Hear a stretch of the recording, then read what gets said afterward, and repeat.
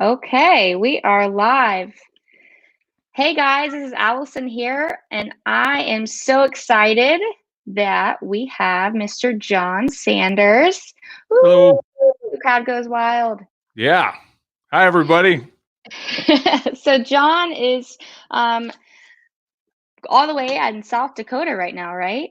Yes, ma'am. I live in a little town just north of Sioux Falls, South Dakota. So I kind of live Yes. in a rural community and work for the Sioux Falls Fire Department in Sioux Falls, South Dakota. So Wonderful. I'm gonna move it. Oh, ooh, do we like that view or the other view? Which view? We'll do that.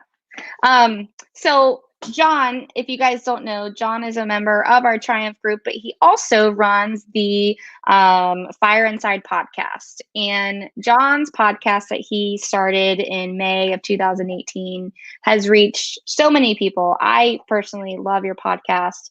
But there was a recent podcast that I wanted to touch on. But before we do that, I'm going to give a little intro on, or if you want to, give a little intro on who you are. I know you have extensive fire service in your hometown of Peoria, Illinois.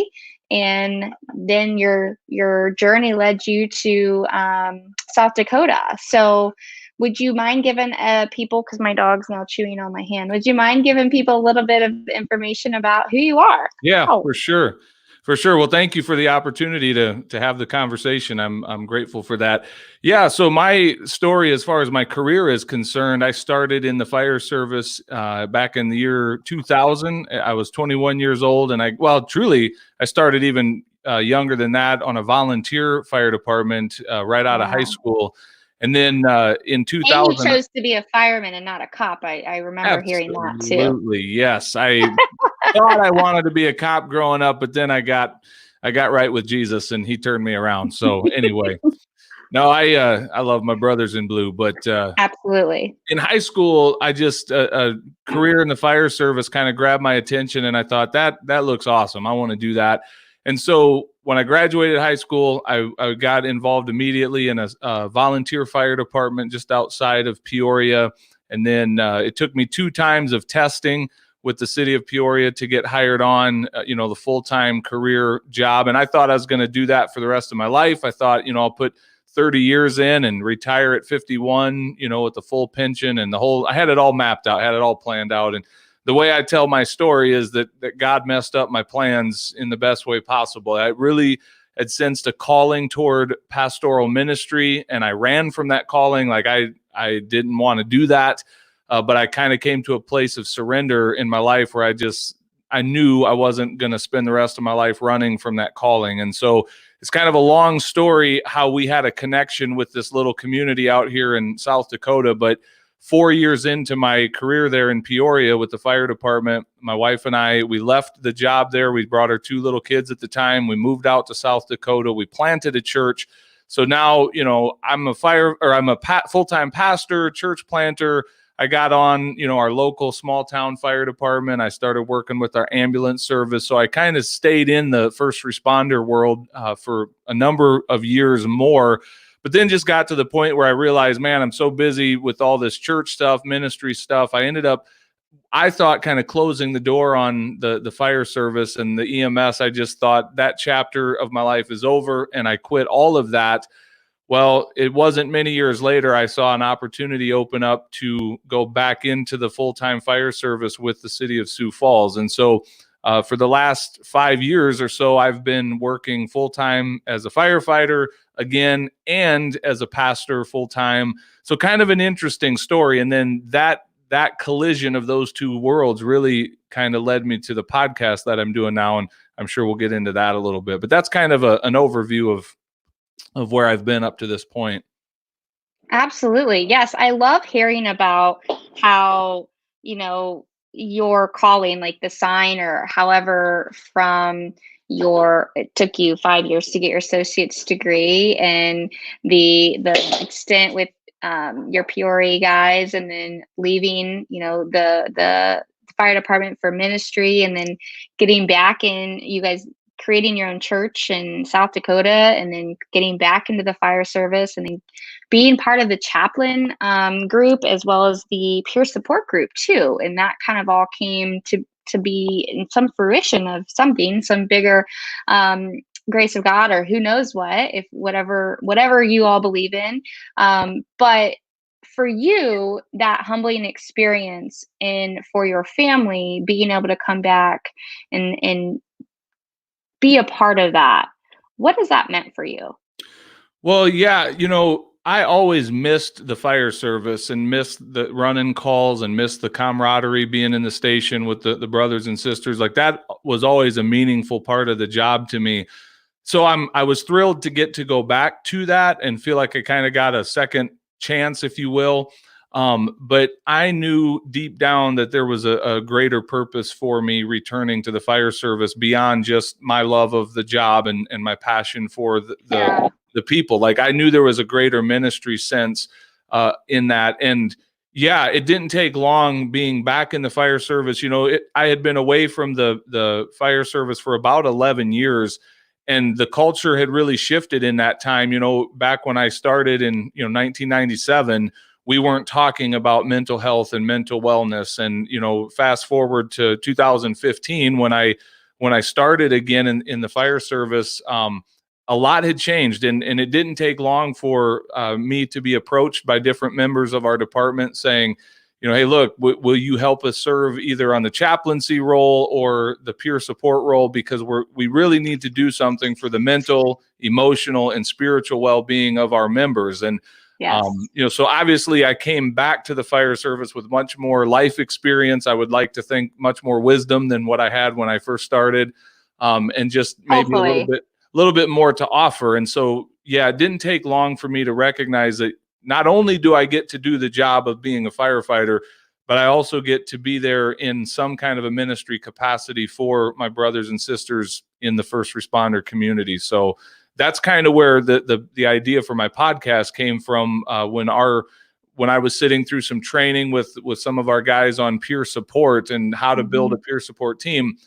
I just, for myself personally, podcasts have been such a huge part of my life. Like, I've learned so much from so many different podcasts. I kind of say it's my love language. So, if I want to serve the world, it's going to be through a podcast, at least in part. And so, yeah, sitting there in that training, I just thought, man, what if there was a podcast that shared the stories of firefighters, paramedics, police officers, of those that have been through some really dark times.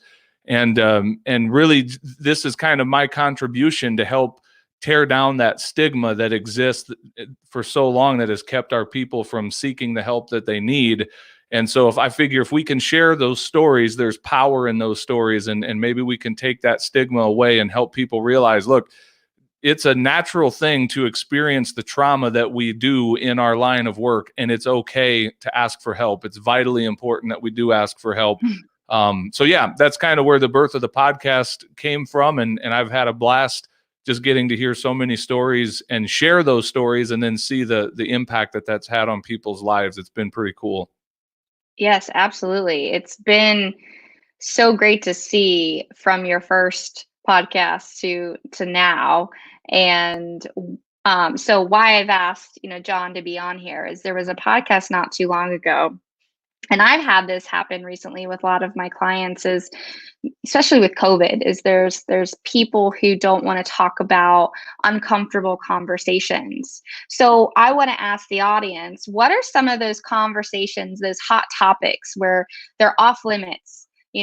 Those controversial topics, those ones that we don't talk about. What are those? What ones do you normally think of? What come to mind? Right now with my people, they don't want to talk about COVID with their family, because most of the individuals, family members, may not be in public service. And so they feel that they don't know enough, and they end up getting in arguments with their family. Right. So, you guys let us know, what is some of the hot topics or controversial topics that you are well versed in knowing or not talking about with people. One of them in particular, Jon mentions, is religion, politics, homosexuality, education can be one. There's different hot topics that people don't want to talk about. And you say that you're able to bring up the topic of religion or spirituality, depending on how somebody looks at it, without it blowing up. And I kind of want to bring that to the forefront today because there are a lot of individuals who, no matter if we talk about religion or COVID or whatever the heck it is, they don't know how. And maybe we can have some people walk away with some skills, maybe the butt skill, which we can talk about. Remember your butt conversation? Absolutely, yeah. Okay. So what brought you to that conversation or that podcast and kind of I'm going to open that door up. Well, when you talk about, one small correction I want to make when you say that I have the ability to talk about faith without it blowing up or any controversial subject, I would contend that really takes two people, and it takes two people that are willing to have a civil conversation. And here's kind of my point. I think Great correction. in our culture, we've lost the art of civility. We've lost this idea that we can disagree. We can have fundamental disagreements with each other about all kinds of things and serious things, but we can still respect one another. We can still be kind to one another. We don't have to interpret disagreeing with an idea with disapproval of you as a person and separate those things from, I disagree with your idea. I disagree with the lens through which you're viewing that situation or the world or whatever. That doesn't mean I disagree with you as a person. Like, I can respect your humanity. I can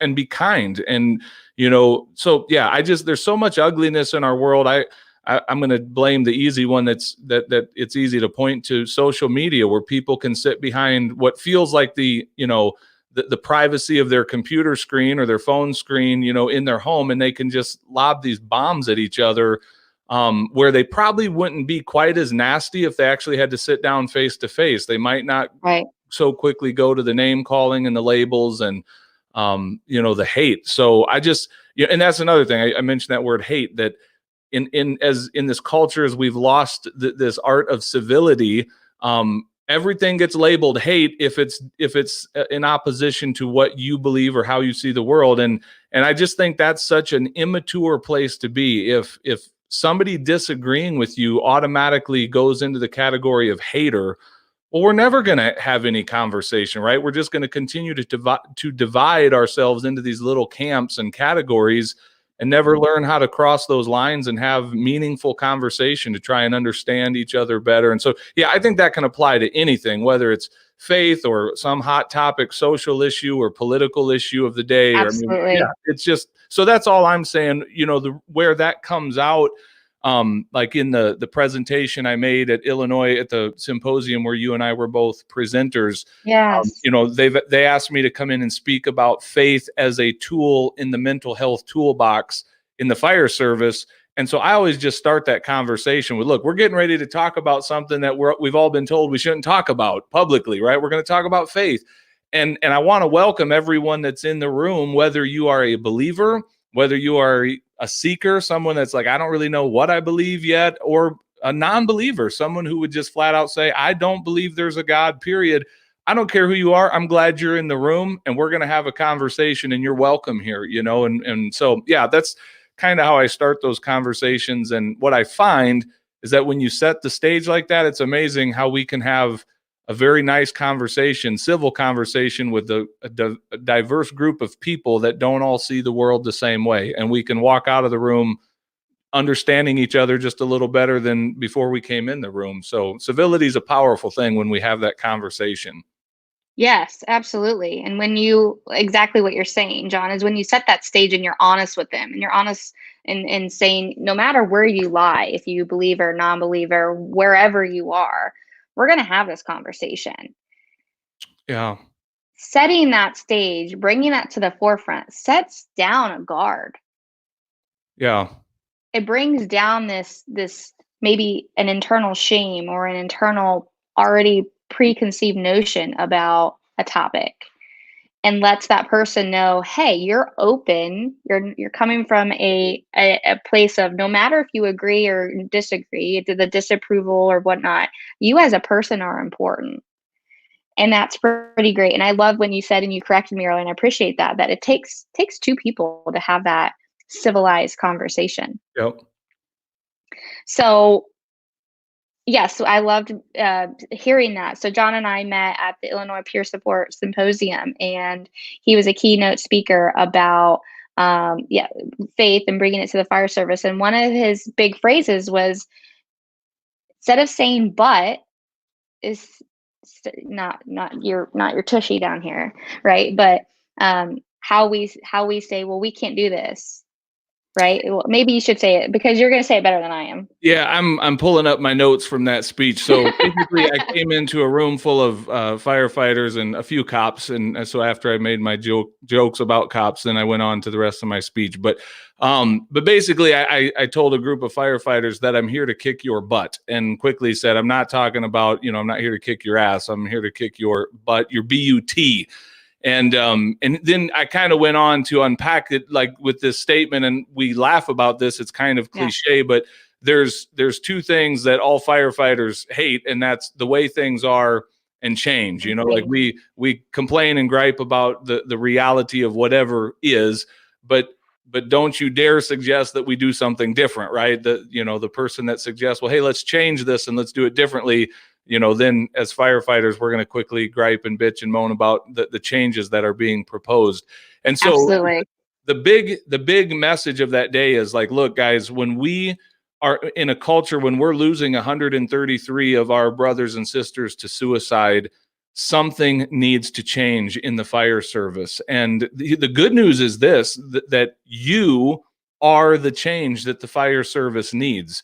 My point in that speech was that the change that the fire service needs is sitting right here in this room today. Yeah. But then here comes the problem. The bad news is we're quick to throw in the butt gets in the way. And it's the but that I'm talking about, where I but I don't have time. Yes. And the butt just kind of frees us up from taking responsibility, So basically we examined the butt problems that we have, the problem with our butt when we say, I see that there's change that's needed, but and then we give some excuse about the administration but the political situation or our union or, the lack of funds or the old guard that will laugh at us and ridicule us for doing something new. Like we've got a lot of buts. And the problem with the buts is it frees us of the responsibility to do something about it and to be the change that's required. So that's kind of where I got into the butt kicking conversation. Yes.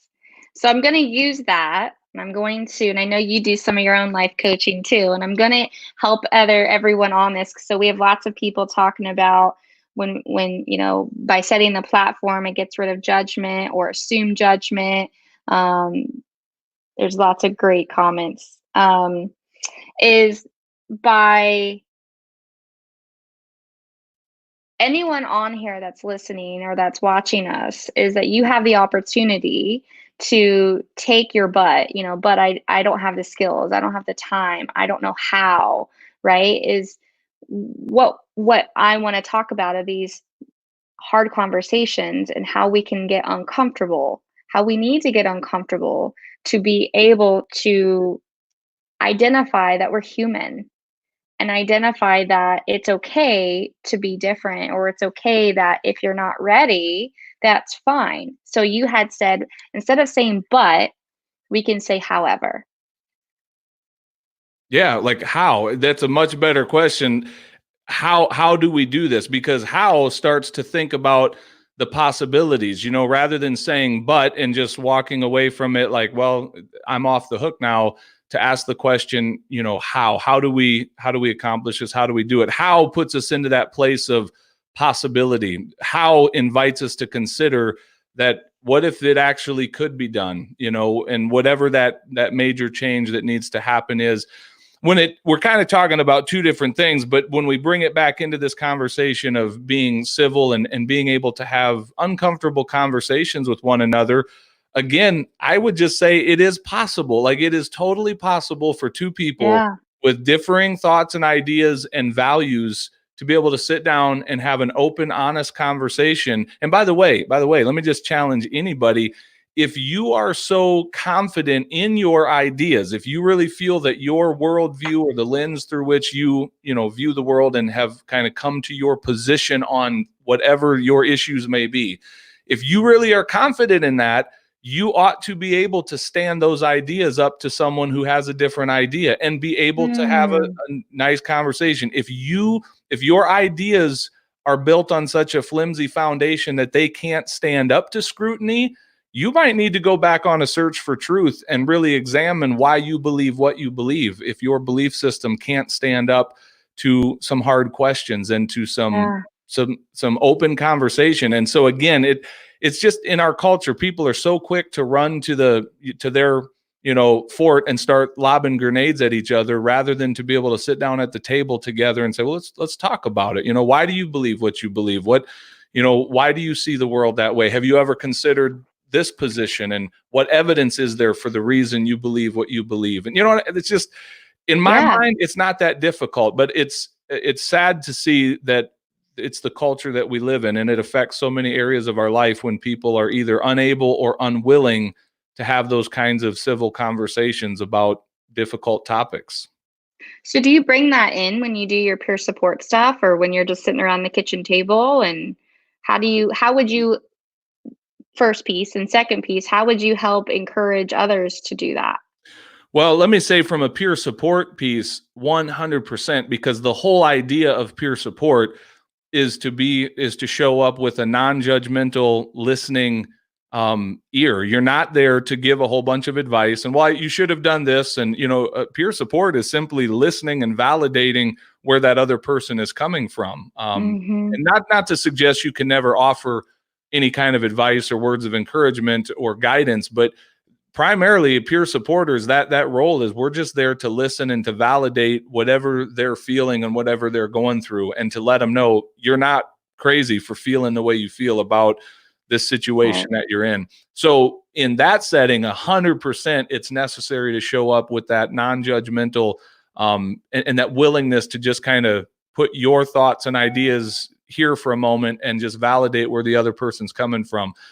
I smile a little bit when you talk about around the firehouse, the kitchen table, because again, any firefighter that's worked in that environment knows that's where we solve all the world's problems, with a cup of coffee around the kitchen table.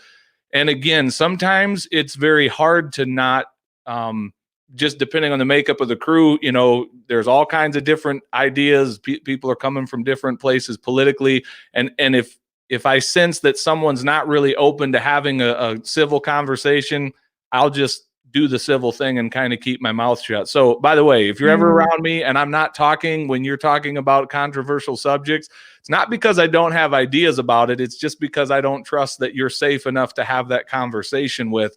Versus the ability, like I'm safe enough to have that conversation with, but sometimes I won't speak if I feel like the maturity level is not ready for a civil conversation. So let's just do the things that kind of make for peace here. And maybe we don't have to get into that conversation and solve that problem today. So I don't know if that makes sense, but in my mind, it does. Makes total sense. And you're right. A lot of people will do that. They'll just say, well, I just shut up and just don't talk. And you probably have heard this too, especially in our younger folks, that, well, depending on the culture of the department, is where they will have an opinion or a thought, and then they won't say anything. And so no matter, again, if it's about faith, if it's about religion, if it's about politics, if it's about an SOP, they're not going to say anything. What would you say to those individuals? Well, again, I guess I would say choose your battles, because sitting and having a fruitless argument about who the next president is going to be probably is not as important as discussing the validity of an SOP that affects me directly within my department, especially if it's something that either I don't understand or maybe there's a safety issue. So I definitely don't encourage people to just shut up and take it if it's something of substance that matters. But and again, I also am not saying don't stand up for what you believe or what you value. I'm just saying there's sometimes the wise thing to do is not to speak up and go to war for your viewpoint on politics, religion, whatever the issue may be, because we're not going to get anywhere, because this isn't a healthy environment to even have that conversation in. It's just going to end up Yeah. with people being frustrated and a shouting match. And so, all right, well then I'm not having that conversation. I'll talk all day long if we can keep it civil, but if we're going to start, hollering and yelling and name calling, well then Yeah. I'm just not It going. doesn't go anywhere. Right. Right. It Right. doesn't get anywhere. Um, okay, great. So you didn't initially get into the pastoral and being a pastor. That wasn't like your drive, but what can you tell us a little bit about, like, what was the sign or kind of what led you to that? Yeah. So for people who understand where I'm coming from, this will make total sense. And if you are not a person of faith, or if you don't claim to have a relationship with God as I claim to have, then this might sound like a little foreign concept. But the best way I can describe it, first of all, backing up a little bit, I do have a personal relationship with Jesus Christ. I mean, he is the center of my faith, and I really do believe that he guides and directs and leads me. I don't have like open dialogue conversation with him like you and I are having here, but just through prayer, through reading scripture, like I really sense that from time to time I hear God's and guiding and directing that. Now, again, I get to some that may sound crazy, but so for me, when I say I felt this calling toward ministry, it wasn't like a sign, like I didn't see angels, yelling at me from heaven or anything crazy like that. I just had this very clear sense, and it was a growing, almost a burden, that I knew I was supposed to be in some role as a pastor, like preaching the gospel. And that scared the crap out of me. I was like, that's not something that I thought I would be good at. That's not something that I thought I would want to do. Mm, So I really did run from that calling. I really did try and suppress that, and just like I'm surely I'm not hearing that, but it just didn't go away. Over many years, that voice just kind of continued to grow. That prompting just continued to remain. That I felt like I'm not exactly where I need to be. And I'll tell you, when I came to that moment of surrender, kind of how I describe it, just mhm. a day, it was in the summer of 2002, where I just finally in prayer said, Lord, if you want me to serve as a pastor, I think you're making a huge mistake. I had a big long list of reasons why I thought I was probably the last person that should be chosen for that. But I said, I'll do it, whatever that looks like. I don't even know what the next step is. But at that moment, there was such a release of a burden that's to me was just another indicator that I was moving in the right direction. Like there was just peace that where there had not Mm, been peace. And then so many other little things just continued to confirm that calling, like to where I knew I was taking steps in the right direction. And so yeah, to be able to then move into pastoral ministry, to plant a church, to see that church grow. I mean, there's no way I can take credit for the things that have happened. And anyone who knows me would say John didn't do all that on his own. So there had to be some kind of supernatural assistance along the way, because I wasn't capable of that, and it scared me to death. And yet in my mind, I obeyed what I was being told to do, and it worked out. Like a lot of good came from that. So again, I wow. understand for some that may sound peculiar, but that's my story anyway. So So when you went to your department and you had, this is the department you thought you were going to live and breathe and die in, yeah, basically, and said, "Listen, I'm going to go follow Jesus Christ," and he's saying to me I need to go into ministry. What yep. what kind of response did you get? About like you would imagine. No, it's honestly, they were supportive. Many of them were very supportive. But I guarantee there were a number that didn't understand it, and even some that thought I was making a mistake. I had a few guys that were like, "Hey, are you sure? Like, is this really legit?"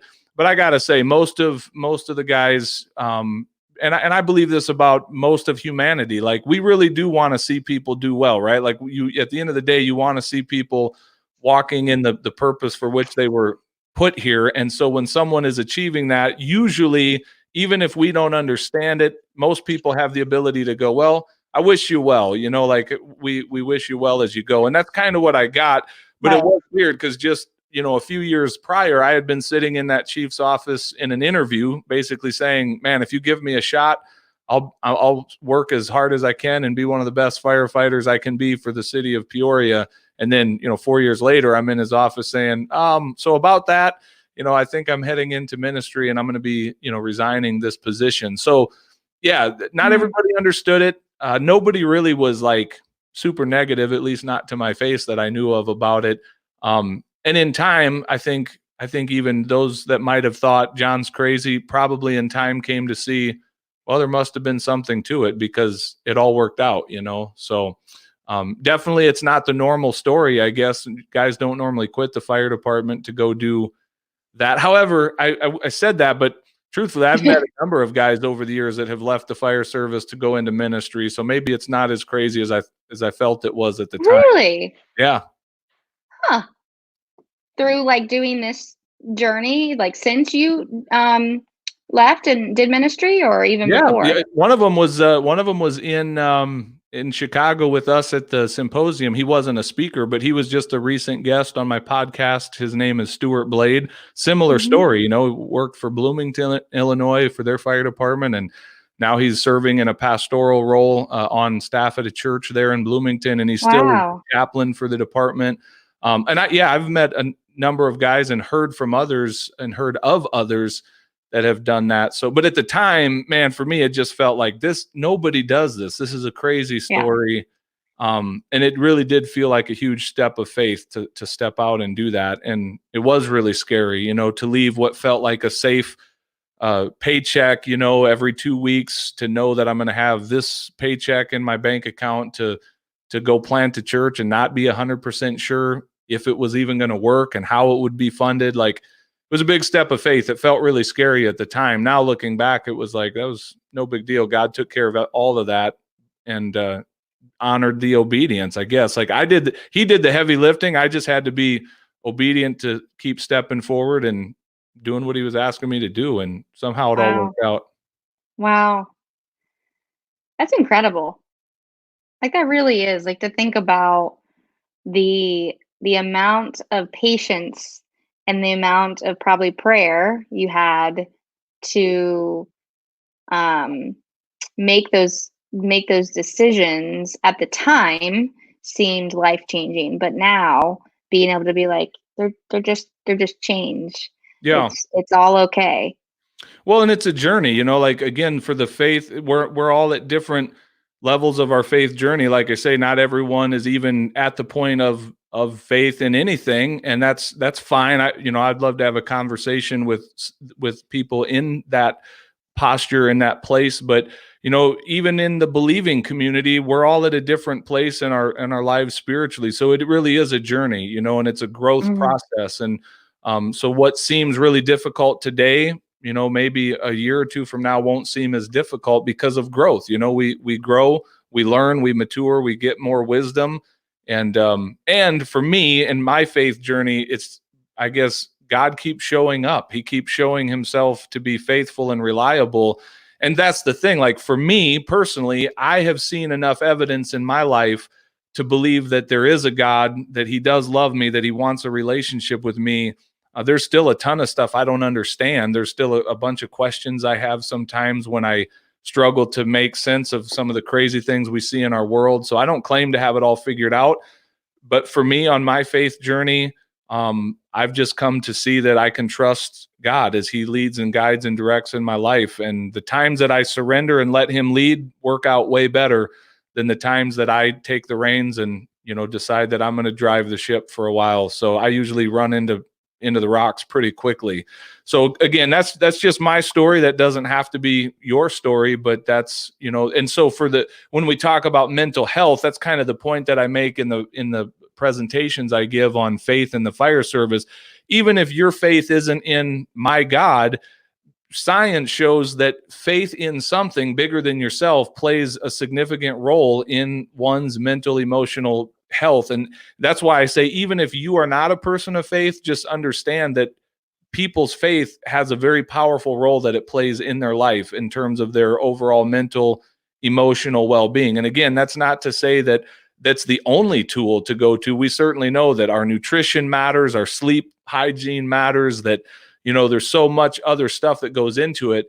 But for me, it is one valuable piece that if in our culture that seems to be growing more and more secular and kind of pushing faith out of the conversation, I think my message to the fire service is, hey, slow down before you throw faith out the window because it's controversial or because we don't all agree on it. Understand that there's a lot of powerful ability in that tool that you're dismissing from the conversation when it comes to people's mental and emotional and spiritual well-being. Absolutely. I was actually just on a conference call on Tuesday night. I help do some of our clinical team for our peer support team here in the tri-state. And we were talking about our local chaplains and making sure that we had connections with them, because there was a lack of who are they, like our resources. And they are a vital point, because just like, I know, Julie Beavers and yourself, and there's some very pivotal chaplains, and depending on where you are in the country, you're a huge role in your department. You may do death notifications. You may respond to traumas and crises. You're right there with the individuals, the departments, police, fire. You're right there with them in the thick.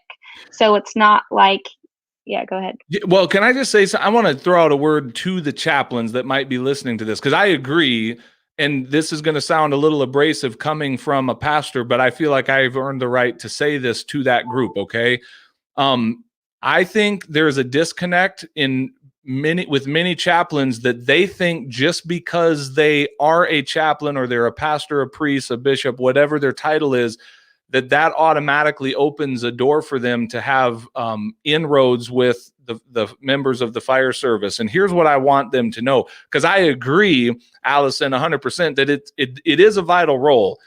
But to those chaplains, especially if they are not part of the department, in terms of if you have not walked a mile in firefighters' boots, your role as a chaplain not only does it not automatically open doors, I need you to understand this, it actually puts some barriers that you need to overcome.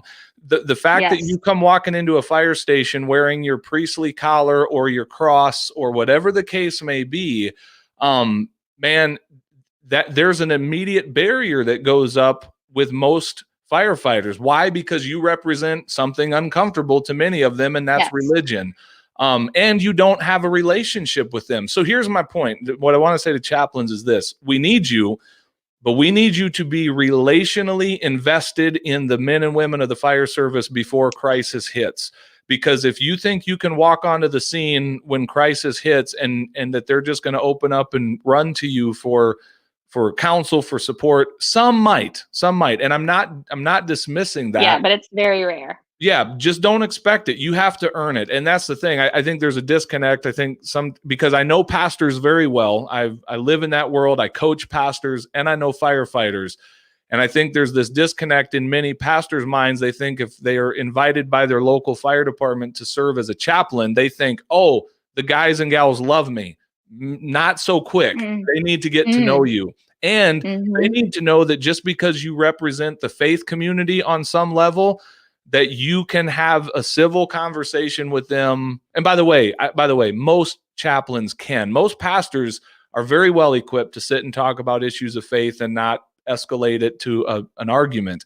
So I'm confident most chaplains are capable of doing that, but they need to earn that relational right to be able to serve in those times of need and crisis. So I hope that doesn't sound abrasive. My experience with chaplains has been that there's a little bit of a disconnect, that they're visible, but a lot of guys don't either know anything about them, they don't know who they are, and that's one of the last people they would go to for help. So no, you can send all your hate mail to Jon at thefireinsidepodcast.com if you want. You know what, but I love it, because you're exactly right. And we're not here to get haters. And if you're a hater, then again, that's what we're trying to not do. We're trying to have these conversations, because this is what we need to have, y'all. We need to have these conversations of realness, of honesty, of if we want help, if we want to change stigma, if we want people to unfortunately not take their life, is we have to get the right people on board. And we have to do that with the right tools as well. So that is exactly what we had talked about in our areas, having chaplains and having individuals that, and I love that relational investment prior to a crisis, because if you just show up, and hear this so much with my folks that I work with, is like, well, we had a crisis or CISM or CSID come in, and it was the chaplain or it was a priest or whoever, and they just preach at us about God the whole time. And they basically were like, fuck you. And I was like, okay, so, Yeah. and that's now they're even more reluctant to get any type of help. And Right. that's not, that's the worst thing that I want to hear. So if we can get relationally invested prior to a crisis, no matter, and that's the same thing for a therapist, same exact thing, is don't just show up to a fire station or a police station or show up in a military, platoon and try and just, okay, guys, I'm here to help you. You need to know them. You need to get to know them before a situation arises. Yeah. Yeah. And I see like one of the comments in the side section over here says, someone saying that, religion is a hard one for my husband. And to me, that's where that relational investment is so important, because would you be surprised if I told you as a pastor, I don't like religion either? Like, so we can have common ground. I'd love to sit with someone who says they hate religion and have a conversation with them and tell them all the reasons I hate religion too. And so, but you're a pastor and you claim to believe in God, but you don't like religion. Yeah, let's talk about that. Let's have a conversation. But see, short of that relationship being in place, then they just have all these preconceived ideas about who I am and what I believe when I step on scene in that role as a pastor or chaplain. And so that's why, again, that ability to sit down and just have relational civil conversation is so important, because it brings the barriers down. It's one of the things I've heard a lot over the years of doing the podcast. And I even heard it in ministry when I, as a pastor, I hear people say things like, well, Jon, it's easy to relate to you. You don't seem like a normal pastor. And I guess I take that as a little bit of a compliment.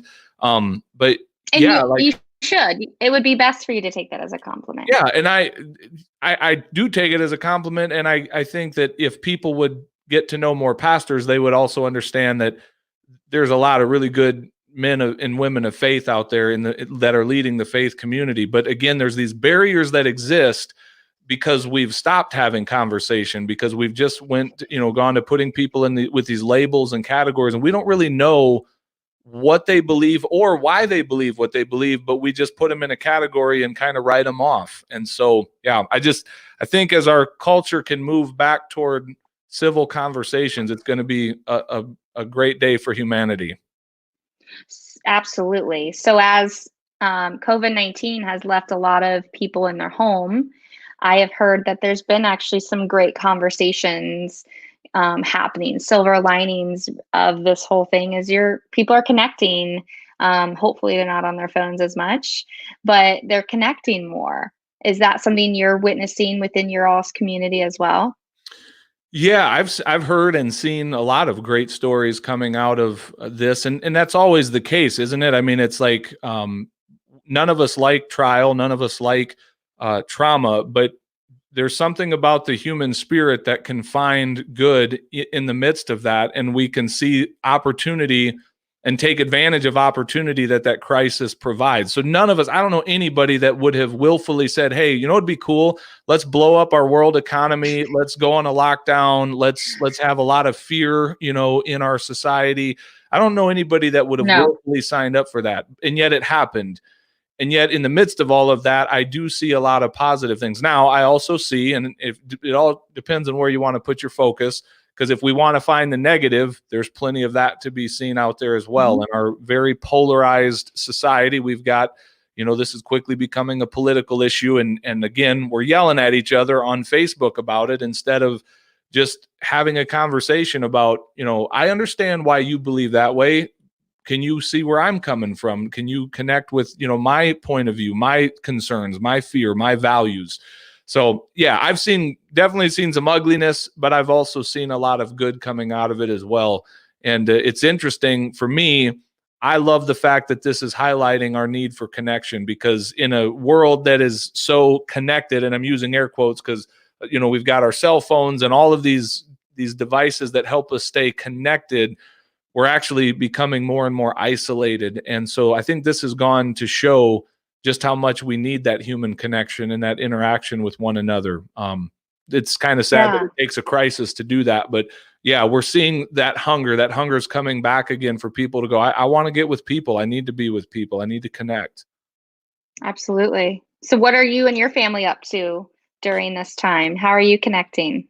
Yeah, well, so we've got, my world is a little bit, has a little sense of normalcy just because I still have to, however you want to say it, go to work at the fire station like normal. So that kind of keeps some level of routine. Certainly things are anything but normal in the department. And, as we're responding to all of this on the front lines.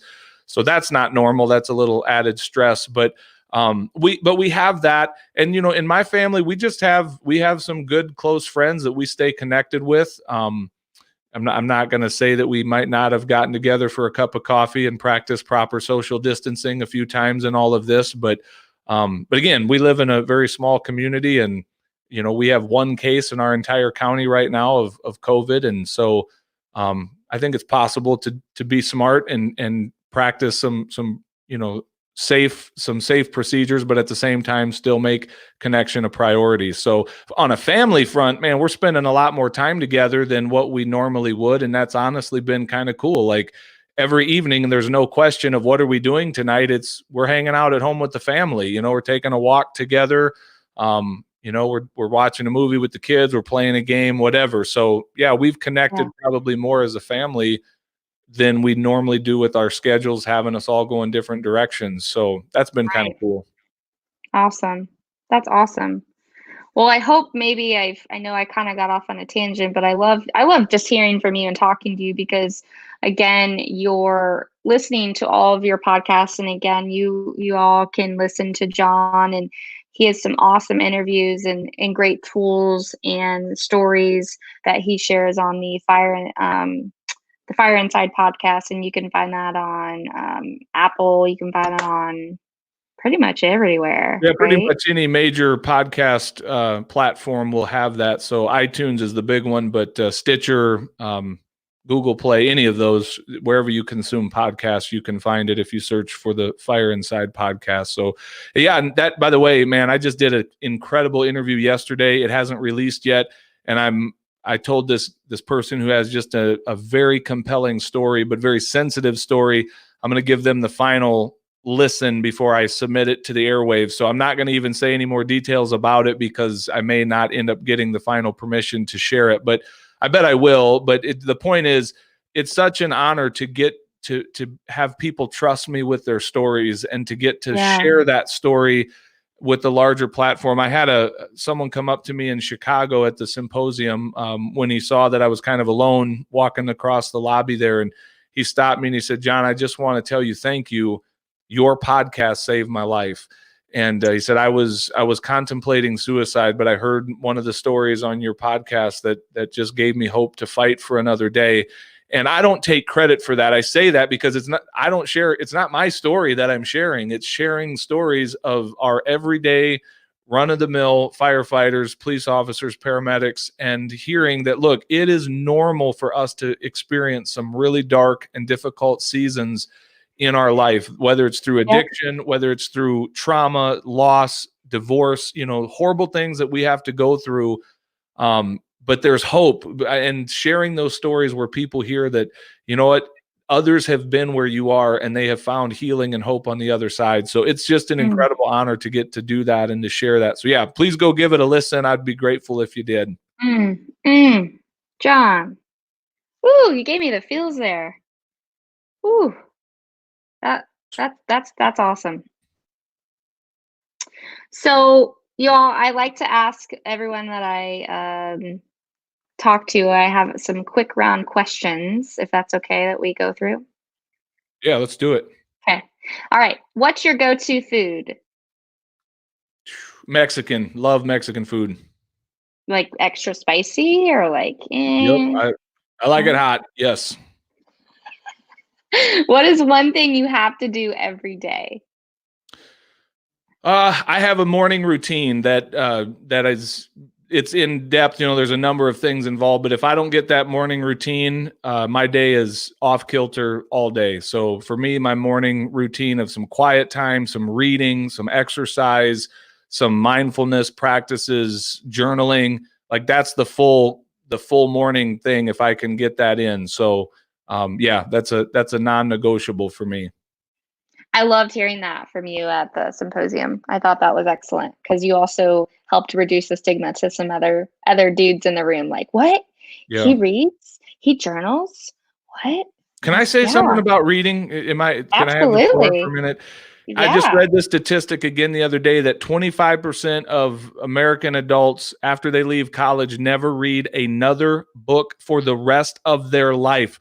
Or 75%. So 25% of people continue reading after college. The vast majority of people stop reading, and I just want to shake them. And by the way, I'm going to call the men out especially. If you are a man and you are not reading to get better, to grow, to learn more, to develop yourself, you need to start reading. So there, I said it.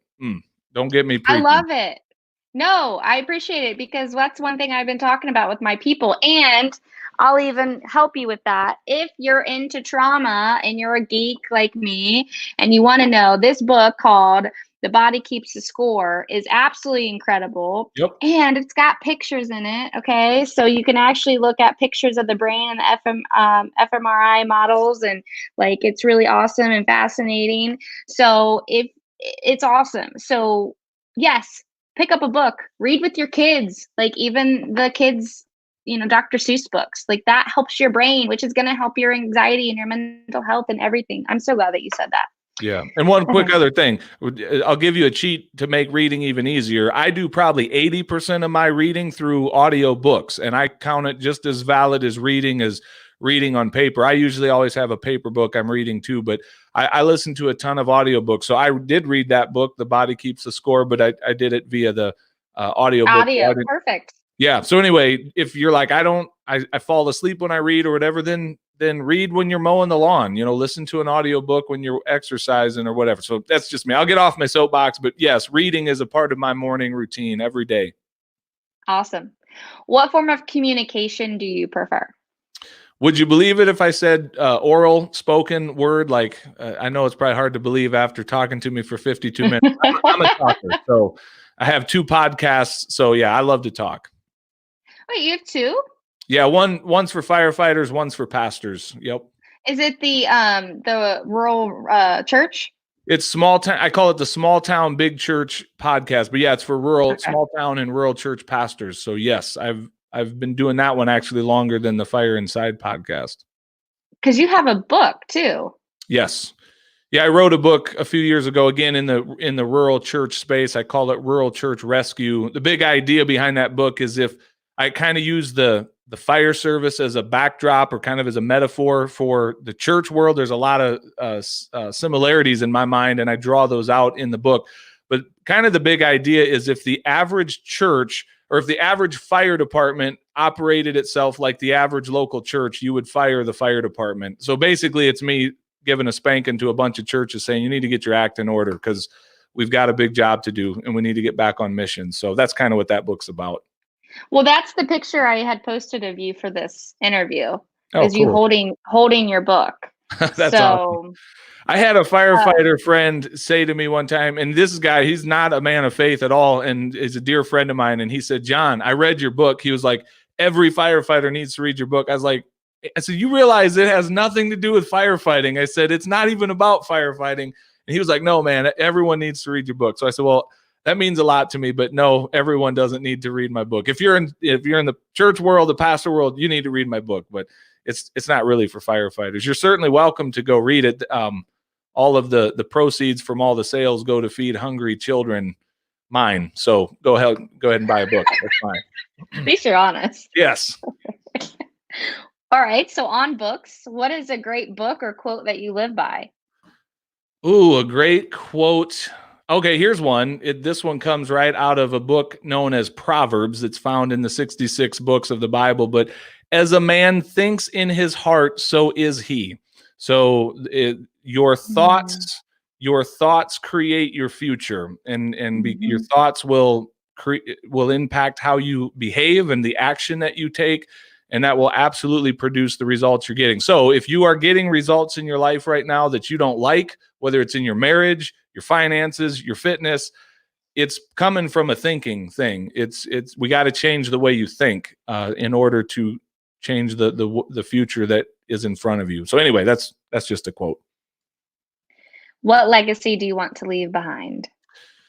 Man, I hope someday when I am laying in my casket there, and I hope there's some people that, first of all, the ones that know me the best, I hope they're still with me at that point, because I've seen leaders that have impressed a lot of people, but they lost their family along the way. It's like the closest ones to them saw that there was a disconnect between what they said and how they actually lived their life and who they were. So my first legacy would be that my family still sees me as who I claim to be, and that those who know me best would say he actually was smoking what he was selling, he really did live it out. And then beyond that, to have a whole bunch of people who would say, you know what, Jon made an impact in my life. My life was better because of knowing Jon and how he served and how he showed up in my life. So I guess, that would be a legacy I would love for people to say, that I made an impact and made the world a better place. That's awesome. Well, thank you. And if there's anything else you want to add, you could definitely have the floor. Well, are we done? Are we getting close to the landing? We're getting close. Okay. Yeah. So I would just throw this out. If I can be of any service to you in any way, please don't hesitate to reach out to me. You can connect with me through my fire podcast. If you just go to thefireinsidepodcast.com, my website's there. You can shoot me an email through that or connect with me on social media there or whatever. So if there's anything I can do to be of service to you, I would love to do that. Please don't hesitate to reach out. And Allison, thank you for letting me come on and just chat with you for a little bit. It's been fun. Yeah, thank you. And I hope we got some message, some things out to people. And sometimes these conversations, we have plans and then I get steered because different things can come up. So I really appreciate everything that you do, Jon, and the messages you do share and your heart. And I really, from the bottom of my heart to you and your family, everything that you do, seriously, you've touched a lot of people and I appreciate that. Well, thank you so much. I'm grateful for it. And thank you for the kind words. Absolutely. Keep leading and keep being safe. Okay. Awesome. Take care. All the best. Thank you. All right. Bye-bye.